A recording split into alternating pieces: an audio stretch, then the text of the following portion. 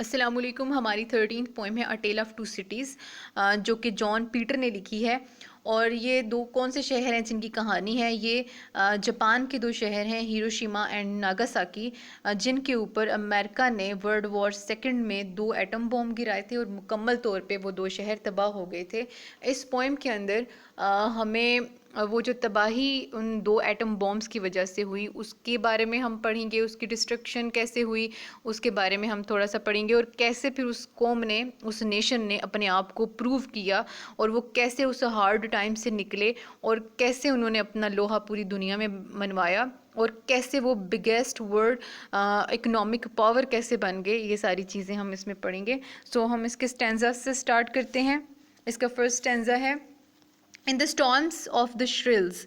Storms यानी कि तूफान में, तूफानों में, ऑफ द श्रिल्स चीखो पुकार के तूफानों में। अब चीखो पुकार क्यों हो रही थी? क्योंकि बॉम्ब गिराए जा चुके थे, धमाके हो रहे थे, और उसके वो तूफान जो उठा था उसमें जो चीखो पुकार थी उसमें ऑफ आर्म्स असला, स्मोक धुआं, एंड ड्रिल और फौजी मशकों में।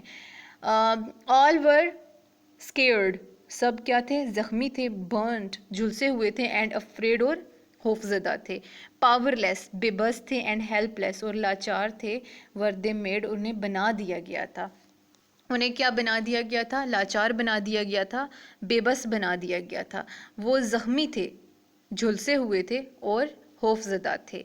तो ये सब किसके बारे में है? उन दो सिटीज़ के लोगों के बारे में है। अगला स्टेंजा है, वो full were all the hills. तमाम पहाड़ियाँ नुहाकना थीं। वेस्टफुल तबाह बर्बाद थे, वर ऑल द ग्रिल्स तमाम चूल्हे खामोश थे, तबाह बर्बाद थे। नन टू शेयर देयर मोन्स कोई भी वहाँ उनकी फरियाद सुनने के लिए या आहो बका सुनने के लिए, आओ फरियाद सुनने के लिए वहाँ पे कोई भी नहीं था। नन टू लेसन देयर ग्रोन्स कोई भी उनका गम बांटने वाला नहीं था। इतनी डिस्ट्रक्शन थी, इतनी तबाही थी कि वहाँ पे कोई भी उनकी आओ पुकार सुनने वाला नहीं था और उनका दर्द बांटने वाला नहीं था। क्यों नहीं था? क्योंकि सिटीज़ के सिटीज़ तबाह हो चुके थे, वहाँ पे कोई भी एक दूसरे की हेल्प नहीं कर पा रहा था, सबका एक ही हाल था। द फ्लावर्स तमाम फूल, फ्लेवर्स तमाम फल, ऑल स्मैश्ड सब तबाह बर्बाद हो गए थे, बर्न्ड झुलस गए थे, क्रश्ड मसल दिए गए थे, एंड ऑल डैश्ड और सबको मिटा दिया गया था, and all passed through the grind और ये सब कुछ जुल्म की चक्की में पिस चुका था। लिविंग देयर नथिंग बिहाइंड और कुछ भी बाकी नहीं था, ना फूल थे ना फल थे, और वो तमाम चीज़ें, फूल और फल ये सब झुलस चुके थे, और फूल ऐसे लगता था जैसे मसल दिए गए हैं या मिटा दिए गए हैं। और यहाँ पे पोइट कहता है कि कुछ भी बाकी नहीं था, ऐसे लग रहा था कि सब कुछ, इंसान छोड़ के जो फल थे या जो फूल थे वो सब कुछ जुल्म की चक्की में सब कुछ पिस चुका है और कुछ भी बाकी नहीं था। अगला है, नो आई कुड लुक कोई भी आंख। अगला हमारा स्टेंजा है, नो आई कुड लुक कोई भी आंख देख ना सकती थी या देख ना पाई। द एक्सप्लोजन वो जो धमाका हुआ, दैट टुक जो कि निगल गया, the lives of two glories उन दो पुरशिकवा शहरों की ज़िंदगियों को, जो एक्सप्लोजन जो धमाका निगल गया उसको कोई भी देख ना पाया। In the moments of Furies गज़ब और गुस्से के लम्हों में। अब वो किसके बारे में ये बताया जा रहा है? ये हिरोशिमा और नागासाकी और उनके इनहेबिटेंट्स के बारे में बताया गया है कि वो कैसे झुलस गए। और गुस्सा किसका था? गज़ब व गुस्सा किसका था? ये अमेरिका के बारे में यहाँ पे बताया गया है। All were done by a nation ये सब एक कौम का किया धरा था। अब ये किसकी तरफ इशारा किया जा रहा है? अमेरिका की तरफ।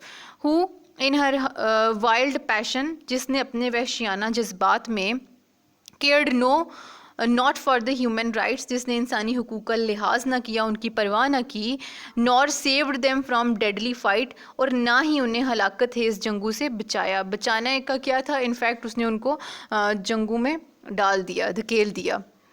अगला है, बट हाउ मच ग्रेट देवर लेकिन वो लोग कितने अजीम थे। Who bore the pains of black day जिन्होंने उस स्याह दिन का अजाब बर्दाश्त किया, झेला। एशेज और नॉट मेयरली द वेस्ट महज राख इस तबाही का मलबा ना थी। They can really create the great, बल्कि इस तबाही और बर्बादी ने इस कौम को अजीम बना दिया।